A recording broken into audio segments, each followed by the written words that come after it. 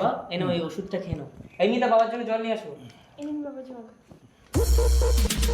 বাবা এই বাড়িটা তোমার জামাইয়ের নামে লিখে দাও। জামাইয়ের নামে লিখে দাও মানে? আর একে যে রাস্তা থেকে তুলে এনে মানুষ করেছে, ওর মা বাবা কেউ নেই, তোর নামে যদি বাড়িটা একাকে লিখে দিই ও কোথায় যাবে? দুজনের নামে সমান সমান করে আমি লিখে দেবো, নাহলে আমি কিছুই করতে পারবো না।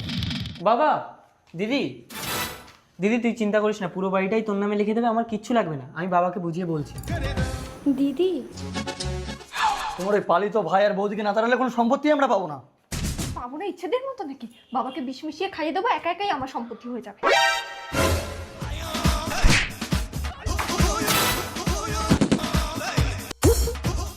ভাই ছুটে আয়, দেখবি আয় তোর চরিত্রহীন বউ কি করছে আমার স্বামীকে নিয়ে। দেখ না ভাই, তোর বউ আমাকে ঘরে একা পেয়ে কি সব বলছে।